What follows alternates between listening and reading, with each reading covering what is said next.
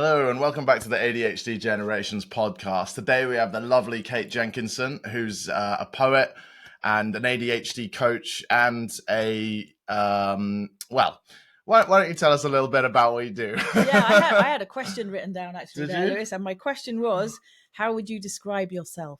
Oh my words. Probably like that. Well, Esther, I won the Business Personality of the Year award last year in the local area that I now work in, which is Yorkshire, South Yorkshire. And I think it was because of my hats that I like to wear. So I'm known for my hats. I think it was because I am very vocal about my passion for poetry, and as a small business entrepreneur in the region, I'm an advocate for neurodiversity, and I've kind of got known for those things. So I guess that's how others might describe me. I'd just describe myself as your regular your regular coach who's creative and wants to see other people succeed. That's so lovely. Yeah. Thank you. Thanks for that question. My question was, a very kind of, coachy type of Yeah, question, yeah, really, isn't it? Yeah. I hope. Yeah. Good. Good An practice. open question. Yeah. Yeah, good practice. And if you asked me it again, I'd answer it entirely differently. Yeah. Yeah, you didn't say what I was expecting you to say, which is lovely. Oh, well, what did you expect me to say? That's really I thought you were going to interesting. say, I'm a poet and an entrepreneur, and you sort of said it like that, but just a little bit further around the houses, maybe. Yes, from other people's perspective. It's really hard to talk about yourself sometimes, isn't it? Or really hard. I hope we won't be doing much of that on this podcast. Well, we're not. No. Oh, damn. That'll be me then. So I know that you're very much a strengths-based coach. Let's describe it as that. So tell us a bit more about the strengths and the models that you use and all that kind of thing. Yeah, that's a lovely question, because when I came back into my business 4 years ago, fully, I decided that I needed to add some kind of a strengths profiling tool to my I guess offers that I did some research, because I'm a scientist as well. I'd describe myself as a scientific thinker as well as a poet, and I thought, well, I need to find something that is going to really work for my likely clients, which are based in Europe, and bright, capable people who have been told that they aren't capable, that they're broken, and that they're a challenge usually. Because when I first went into coaching, I asked to have the most challenging clients that people had in their organization, because I love a challenge, surprisingly. And so strengths was something I hadn't really got an approach to. I'd used different profiles, and it was then that I went to my coaching network and said, well, what do you use? What profiles do you use, folks? And the one that was recommended to me was StrengthScope, and I hadn't really heard of it. And I did my research, spoke to people, ended up getting accredited to the point that I'm now a master practitioner in the StrengthScope. Congratulations. Nice. Thank you. I am so chuffed about that. That's like a little, somebody said that's a feather in your cap. It's not a feather, it's a whole blinking cap, let's be honest. It's a whole hat. So yeah, and I'm chuffed to bits with it, because I think it's such a accessible tool. It's really simple, and usually the simple tools that are accessible have had the most thought and consideration go into them. And I think this is true. And if the people from StrengthScope are listening, thank you. You can have that as a free marketing. Yeah. But yes, so did that answer the question? I think I may have got off at a tell us a tangent. bit about how it works for neurodivergent clients. So the thing is, it works for humans. And I think that's really interesting. We're all human. So I got this big bucket of, are they human or are they not? Can I work with them? That's usually my criteria. And usually people are human. Generally. Yeah. Surprisingly, shockingly, particularly in a coaching space, people let down those barriers or whatever, and you get to see the real person behind. And that's the thing about strengths. When I was learning how to be a good HR person, I was really interested in the myths and the, Mythbusters. This is not where you expected me to go with this, is it? But It's fine. Carry Mythbusters, on. my kids loved Mythbusters. It was great. I did love it as well. Damn, miss it, don't you? Yeah, bring it back. And there was a myth that I learnt in learning and development, that we develop most in our areas of weakness. We don't. That's a myth. The myth busted is we develop most in our areas of strength. And I had a light bulb moment, and I can actually literally remember where I was when it happened. And that's weird because I don't make pictures in my mind's eye, but I know where I was. I was in my HR director's office, and I got a whiteboard, and I wrote this myth on the whiteboard. We develop most in our areas of strength. And I thought, why has no one told me this before? Why is this an aha moment at age 41? And I can remember exactly. So it was a while ago. No, it was last week. It was a while ago. And that aha moment made me look for people's strengths. It made me realise that if we develop most in our areas of strength, then how do we identify them? And at that time, I think it was Gallup Strengths Finder or something like that I was using. But when I firmly came back into my coaching practice, I wanted to choose something based on its robust nature. And that's why I've ultimately landed with StrengthScope as my preferred tool. But it was that aha moment, it was that myth when it was busted. I can't remember where I got that from now. I just read it. It had evidence associated with it. And I wrote it on my whiteboard, and those words are indelibly inked in my mind now. And a lot of neurodivergent people, particularly people with ADHD, I don't know if it's particular, but a lot of neurodivergent people do struggle to identify their own strengths, don't they? They do. Yeah, we do. We do, don't we? Because we're given so much feedback. It must be the most common trotted out statistic, but we have 20,000 more negative comments about what we're doing wrong or not doing right by age 12. Well, that's our norm, is that the way that we're behaving is not right, and it needs to be that we correct. Feedback when I was at school was, I need to smile more. I mean, how relevant is that to educational performance? And I knew at age 6 that was irrelevant. I did. Yeah. So I used to make other people laugh just to be awkward. Where am I going with this? So yes, that kind of feedback that we've had, that we are not doing things the right way, or that we should correct our weaker areas. And in reality, neurodivergent people can't correct those weaker areas. They exist for a reason. It's because we have a different nervous system and we think differently. But our strengths are super strengths, and they are often things that we're asked to dial down or stop doing. And what I've noticed is that enthusiasm is one of those super strengths that my neurodivergent clients often show on the StrengthScope wheel. And I absolutely love it when it comes out, because I just know we're going to have a brilliant time in the coaching space once they get over the fact that they're apologising for being too much or interrupting me. And I was like, don't need to apologise. This is a space where you can be 100% you. So enthusiasm is just that amazing strength that so many neurodivergent people are told is too much or inappropriate or not the right place or don't interrupt. No, bring it on in coaching. I want all of that enthusiasm.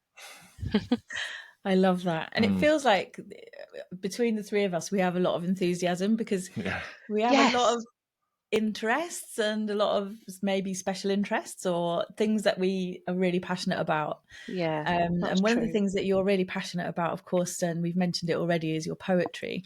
Yes, this is true. It feels like it's the way my brain works. And in the poetry community, I think that's true. I think, poetry didn't just appear because somebody thought, oh, isn't it fun to rhyme words? And, well, actually it is.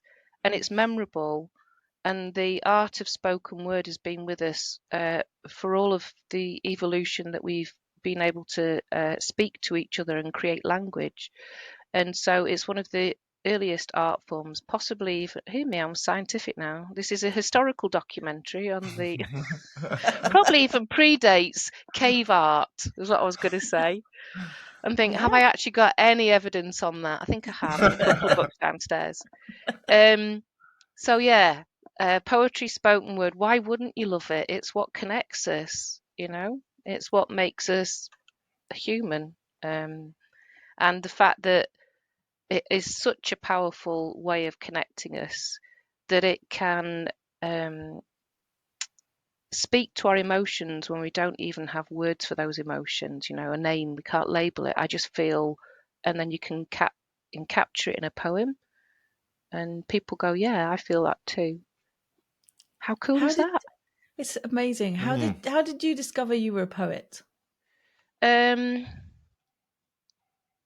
So I was very mischievous when I was younger, and I used to enjoy making people laugh.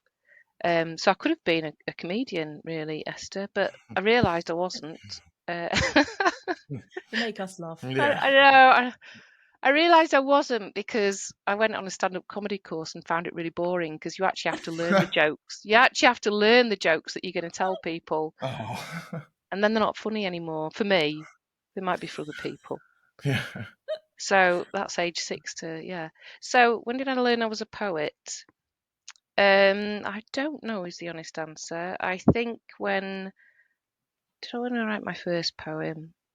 I used to play with song lyrics. I used to play with, I learned I loved words when I could help my mum and sister with the crossword, and I could just play with the words in the letters in my head and make anagrams. So I was the person who answered all the anagrams on crosswords. So I knew I loved words and playing with letters and wordplay. And then I think at school we were asked to recite poetry, weren't we? I loved those lessons, English lessons. And then I started to write my own, and I was asked to perform them in the school assemblies, and actually loved the fact that everyone's looking at me and I was the centre of attention, but that they couldn't say anything to interrupt me, and I could just say because I was an introvert and I never used to be able to get heard by my peer group unless I made them laugh doing something stupid, which upset the teacher. So that was short-lived. Anyway, lots of memories flashed through my head then. So how did I learn I was a poet? I think it was the lesser of two evils. One evil being the class clown and the other being the class poet. I mean, nobody really wanted that role, did they? But I took that on, and I was the one that turned song lyrics into rude lyrics and sent them round the class to make people laugh again. Oh, I'm still the class clown. I just always loved it. Just always loved wordplay. I think that's what poetry is. Yeah, absolutely. Just the way that you can combine words to create a thing in a way that's so clever, but it's hard moves to describe. people. Yeah, it just goes straight to your heart, bypassing your brain. Totally. The whole point of poetry for me, the sort of poetry that I love, which is performance poetry, is that it moves people. If it's not moving people and it's just doing like creating an image in their head, but they don't have an emotional connection with it, then for me that is one-dimensional. That isn't the type of poetry that I like. I'm not saying it isn't poetry, it is, but the kind I like is the one that moves people and is healing and helpful, which is kind of why it aligns with my coaching today. And how does it align with neurodiversity and your own neurodivergence, and what's the play between the two things there? I think neurodivergent brains tend to like to play with stuff and try things out. They also like to follow structure and rules. And the wonderful thing is you can do both in poetry. So, there's different poetic forms like haiku. Everyone's kind of familiar with that. And it's based on 7 syllables, 5 syllables, 7 syllables. So, that constraint that you've got to be creative within and the structure and the framing just really works with different neurodiversities. So yeah, that playful spontaneity. I love a blank page. I like to fill it with different words. So I just think that it is an expression of neurodiversity. So do you want to say anything about images in the head? You mentioned it a couple of times. Yeah. So I think why I doubted I was a poet might be because of another thing that's different about my brain, and that is that I don't make images in my mind's eye, and that's called aphantasia. So, if I close my eyes, it's just black. It's like a blackboard with nothing written on it. So just literally, it could be something else. I've got a poem about this actually, Esther. This is one I do have a poem about. Okay.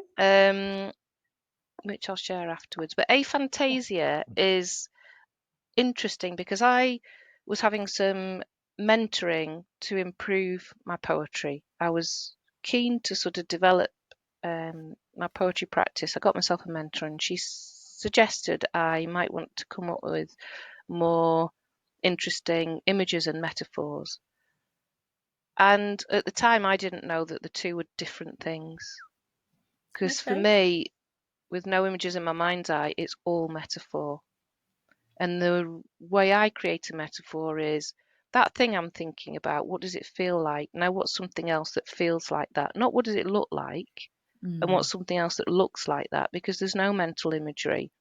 So I described a hug like a duffel coat, because, a duffel coat wrapped tightly round you when I was younger would be like the same as what a hug would feel like.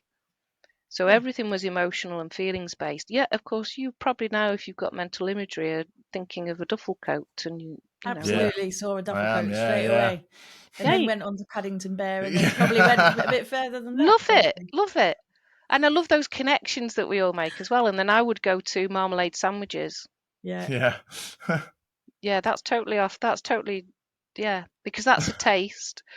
So to be unable to make images in the mind's eye actually frees me up to do some quite original metaphors and connections. And I think that's what makes my poetry interesting. And if I'd tried to put mental images in there, I would be forcing something that's not natural for me.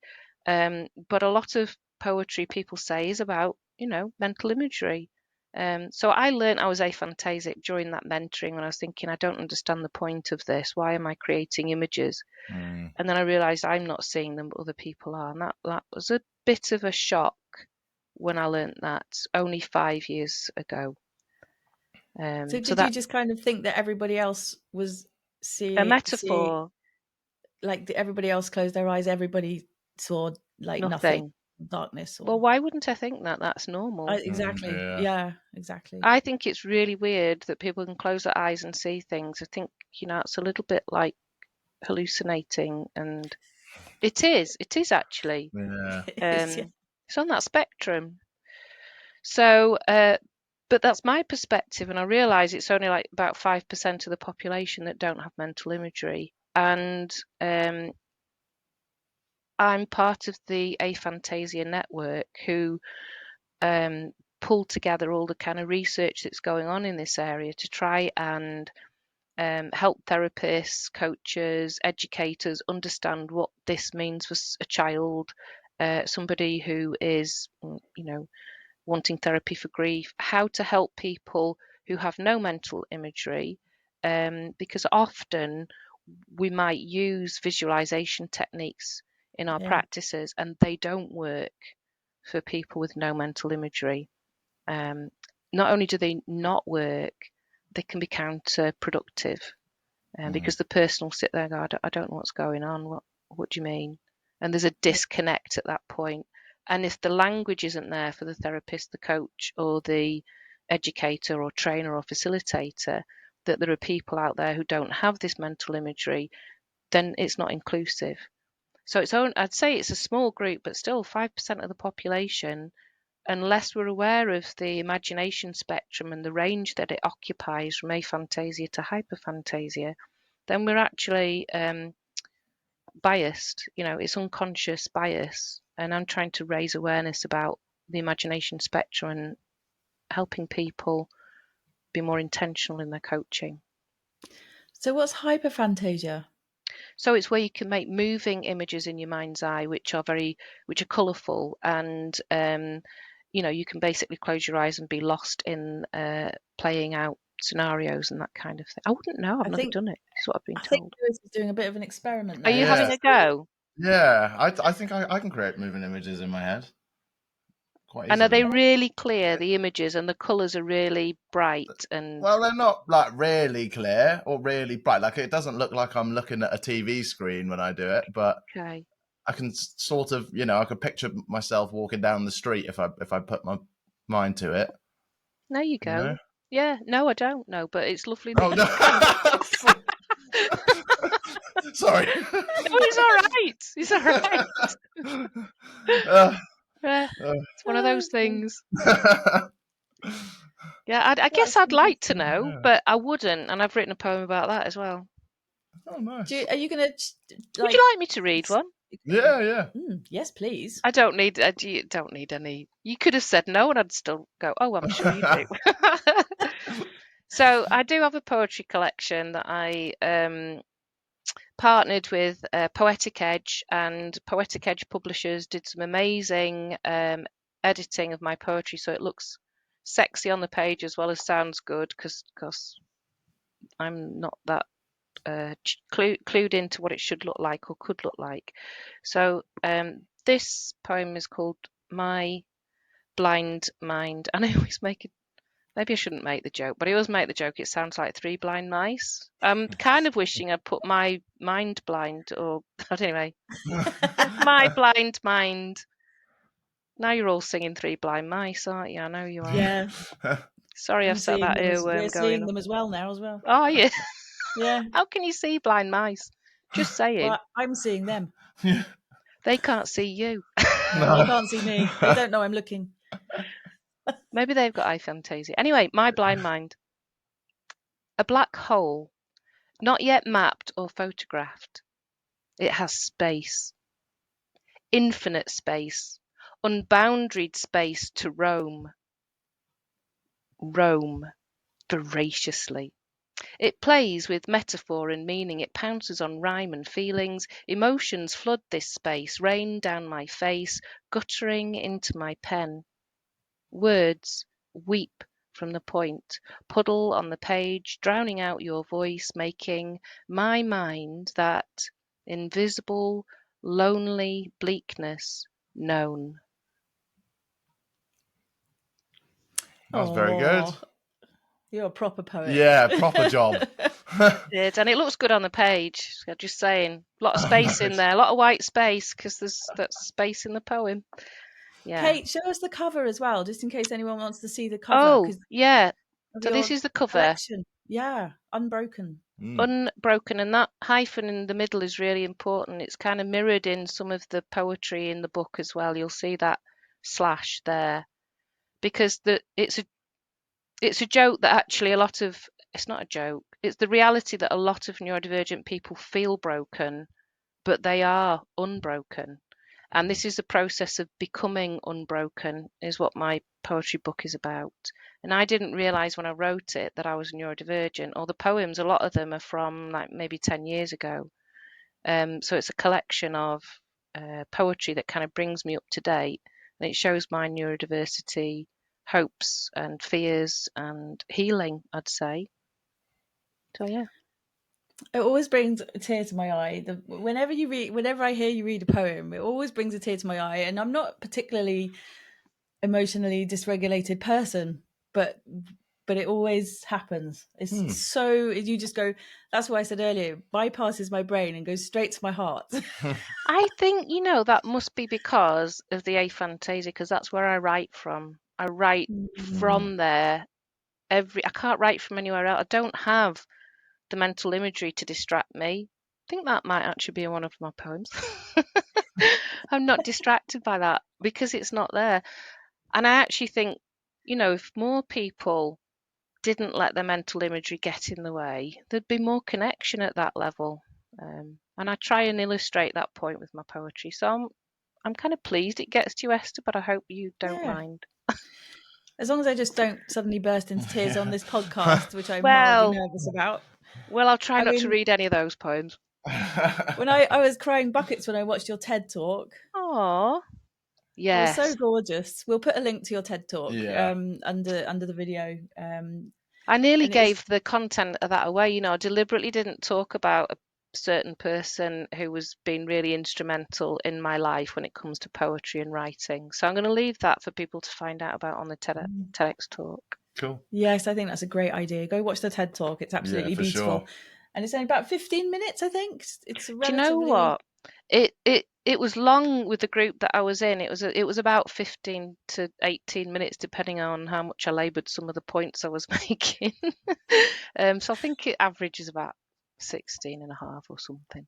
I kept being told to bring it down because I was like, kept going too far the other way. So passionate about stuff. Yeah. Well, it's well within our attention span anyway to go Good. to 15 minutes. Yes. Good. So one of the reasons I asked you about the poetry, obviously I wanted to ask you about the poetry, but it was relating back to strengths again. Oh, yes. And kind of you talked about healing and you talked about unbroken and broken, and then that bridge between broken and unbroken, and how poetry is one of your huge strengths and you've kind of always had it there. Yeah. Just tell us a little bit more about how we might help people find their strengths or tap into their strengths. God, that's such a big question. It is a big question. That's Sorry. No, don't apologise. Shall I narrow it down a bit? If you're able to, yeah. Maybe in a coaching context then, just to contextualise it. Okay. So the simplest answer to that is whenever people lose track of time and notice that they're in flow, they're probably using their strengths. They're probably engaged in something that energizes them. And that's why before I had words for what was happening, I loved the concept of flow, because we all can find it, but we find it in different things. And that's what makes us all wonderfully unique. So although we might have a common concept of a strength is a strength, but the combination of strengths and how they show up just make us all who we are. And that is amazingly wonderful, different people.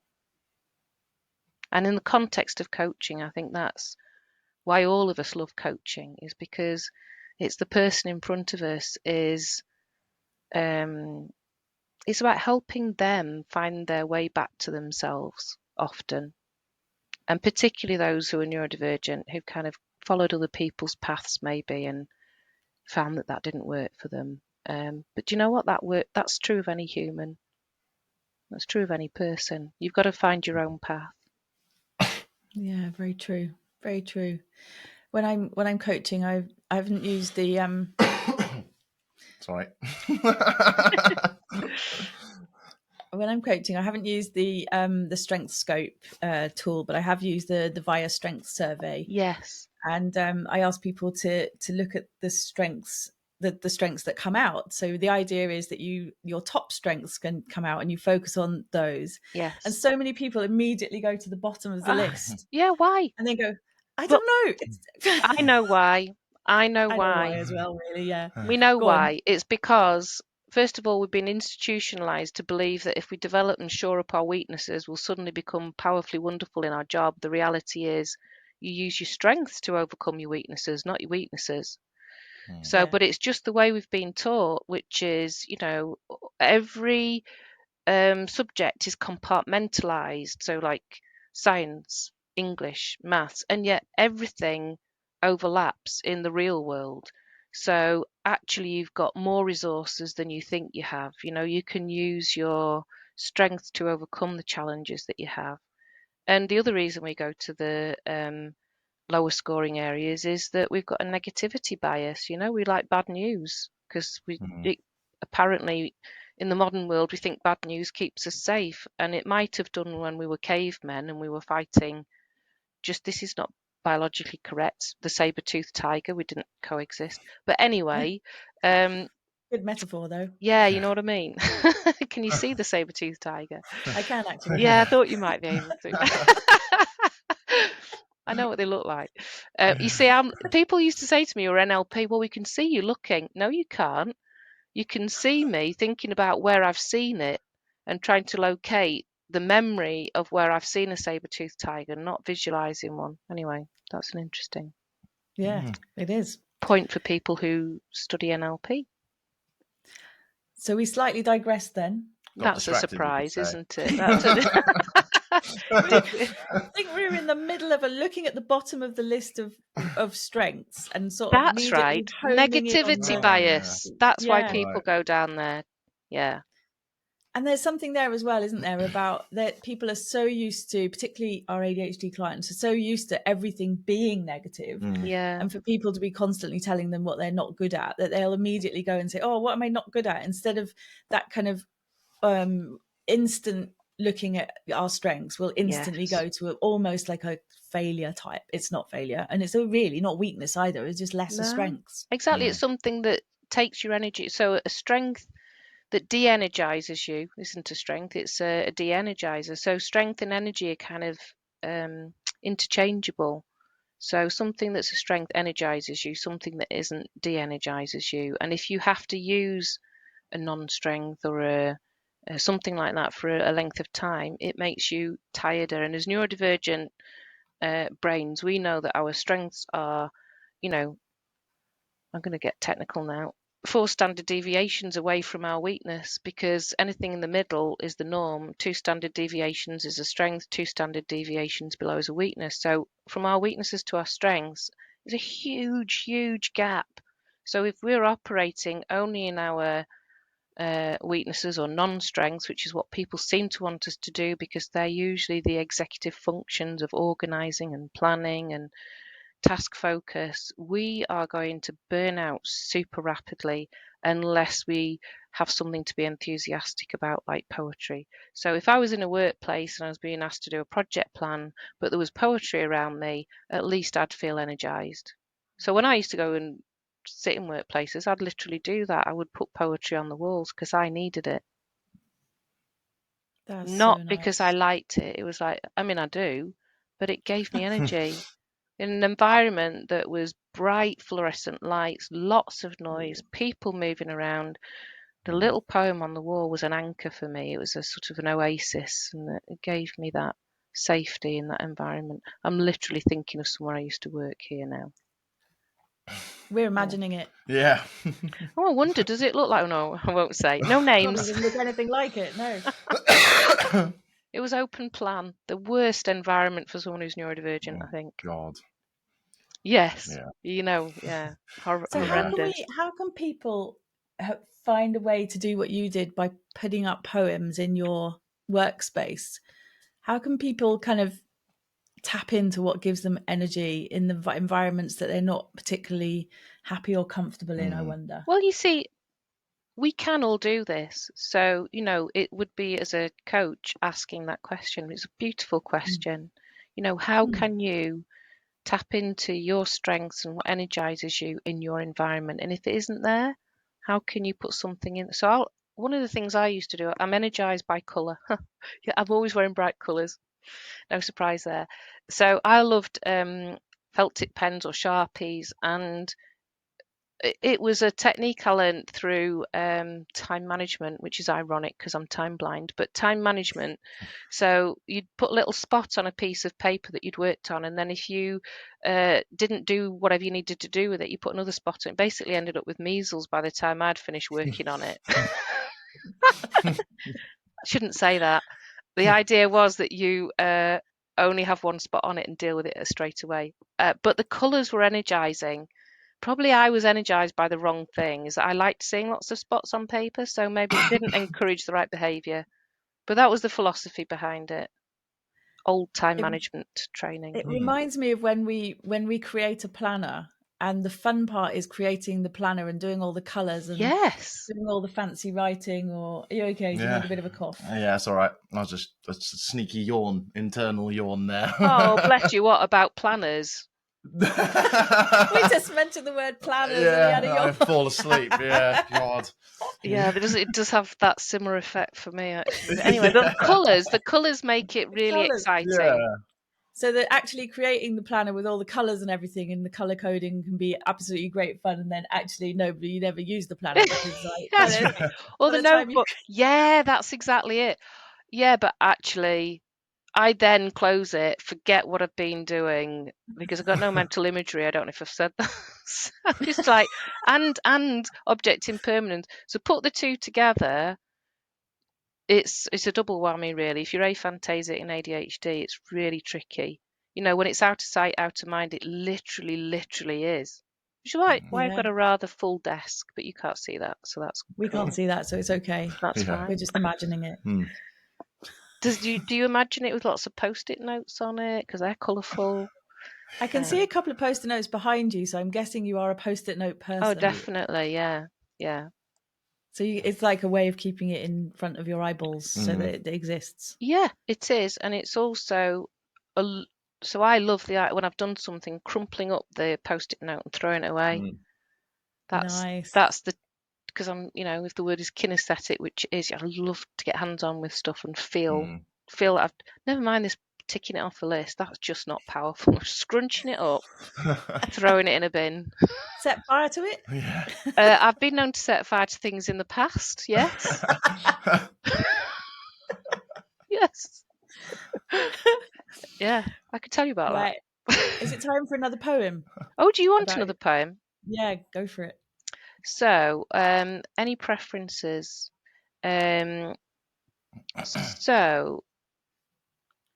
got an angry poem. I said I wouldn't do something that would make you cry. Although I'll probably cry anyway, so it's you may as well just go for it. Yeah.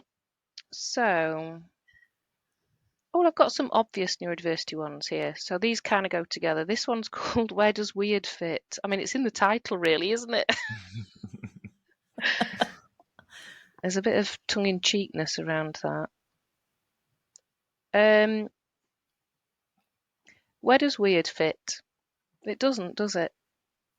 Like soft clay, I was fired. My heart, barb-wired. As you drop me, I don't bounce. I shatter. I was never broken before, but now I am. If I upset you, would you let me know? Or have me forget that we were friends? If I upset you, would you share how that was so we can make amends? If not, my heart can't take another fracture, break. Respect my boundaries. Don't be too friendly. It is a bit sad, actually. It is a bit sad, isn't it? It's a bit sad. But it is beautiful and lovely. It's okay. I'm not crying. You're good. I'm keeping it together. She's keeping it together. Maybe I should read the one that's 2 pages after that called Unbroken, just to give you a bit of hope. Thank you. Yeah. You're welcome. A million words shared bound us. A few ill-chosen words broke us apart. But a friendship as precious as ours is a kintsugi vase, all the more special for the careful reconstruction and the golden glue of forgiveness that binds and blunts the sharpest shards. Ah. Well done. That was nice. Yeah. Made you unbroken again. I'm pleased about that. I broke you in all the feels now. Yeah. I know. While that's in your mind, the poem I just read there, it had the word forgiveness in it, which is a very powerful, I don't know whether you call it a strength, or it's a powerful thing to learn, I think. And a couple of years ago, I got involved in a project called Poetry for Coaching, which is totally where poetry and coaching overlap. And as a co-editor, I curated the chapter on forgiveness, because forgiveness has been a real powerful tool in my own development and personal growth. And forgiveness of others, but also of oneself, I presume? Yeah, I mean, we hold ourselves to an impossible standard, other people's standards sometimes, don't we? And this thing about it's actually okay for us all. We're all human, we're all broken, we're all imperfect. So yeah, forgiveness of those impossible standards that we aspire, this perfectionism that, can become as overwhelming as the neurodiversity sometimes. We think perfectionism, this people pleasing, can get in the way of being who we are. So yeah, forgiveness can be many things. It's good to learn it. Yes. And very difficult for some, I should imagine. You know, people who have been very, very hurt by others would be very, very difficult, but worthwhile journey. Yeah. So we're coming towards the end of our time. Yeah, well, we really... Yeah, Sorry. I know. Would you believe it? I'm surprised you even know what time it is. we literally have a little clock in front of our eyeballs. That helps. Yeah, there's at least 3 clocks in our eyesight here, just so we can... I can't even remember what time we started, but there you go. It's okay. So just to kind of take us through the last few minutes, is there anything that you'd like to share with our audience? Is there anything, you know, your books, because there's more than one? Oh, is there anything I'd like to share? So clearly my passion is poetry. One of my passions anyway, that I'm very enthusiastic about. And last year I created the first poetry and business conference, and I was able to attract people who thought they were the only ones who were drawn to poetry and its use in coaching and in corporate development practice. So poetry as a service, if you like, a big bucket for the things that people do in the working world with poetry. And this conference showcased those things. And so if anyone's found anything I've said of interest and think, you know, where can I see Kate do more of this kind of stuff, the Poetry and Business Conference is that place to come along to. And it's going to be on the 14th of November this year. And 2025. Yeah. It was on the 14th of November last year. I just, for my own brain, kept it on the same date, which is luckily... Yeah. Good plan. It won't be on the 14th of November next year because that's a Saturday, but hey. I'll have to think Could of do it on a date. Saturday. Maybe I will. Maybe we will. Who knows? Buck tradition. Yeah. Have you got your coaching book as well? Poetry for Coaching has got a beautiful butterfly on the front here. And I need to say that there are about 50 or so different poets in here, but it's not just the poems, it's the poem and the story beside the poem, which is what makes this even more beautiful, is that it's called Transformation Through Verse. The stories and the poems go together or can be read separately. And I can read one, if you like, as a final thing as to how it works. Lovely. Thank you. Really? Do you really want... Shall I read from Forgiveness? I've got one in my own chapter called Forgiveness. Oh, that will wrap up everything beautifully. Yeah. It will, actually. Do you want the story first or the poem? You decide. Yeah. I'm going to tell the story first. I wrote this poem quite a long time ago, after I'd just left an organisation. And the metaphor for left is, I think somebody asked me to leave, because that happens to neurodivergent people, by the way. It actually says that. The organisation had asked me to leave. As opposed to me deciding I was ready to move on, I was exploring what this meant for me and knew, as always, that when I was burnt out, I needed to go through some kind of recovery process. For me, poetry has always been that. So I went to a poetry workshop. I was trying to understand, as the poem says, the whole of me, of which my shadow is a part. At the same time, I also signed up for a Myers-Briggs indicator licensing workshop to help ground me in learning and moving forward rather than being bitter about the experience I'd had. In my explorations, I realised that my profile was, in a sense, the opposite of the Western world profile. So it wasn't so surprising that some people in my company didn't get me. Upon reflection, I saw that over time, I had adapted to their culture by leading from my shadow qualities as opposed to from my heart. As I saw that and tried to work out what to do next, I endeavoured to embody my whole self in any new experience, to move into any new position from a deeper place of acceptance of the whole of me. I did eventually find a more well-suited position with a corporate HR team. While walking around a garden centre in America with them, I saw a gargoyle, partially in bright sunshine and partially in shadow. I saw it as a reconciliation, a homecoming for myself, shadow and all. I took a photo of that gargoyle, and because you already know I've got no images in my mind's eye, I often share that with this poem. I added that bit in. Right. It's such a short poem, the story's long. My shadow. I want to know my shadow. its secrets to reveal. I want to love my shadow, no more to be concealed. If I can know the whole of me, of which my shadow's part, I know I'll feel a peaceful quiet and a stillness in my heart. Oh, Lovely. beautiful. Mm.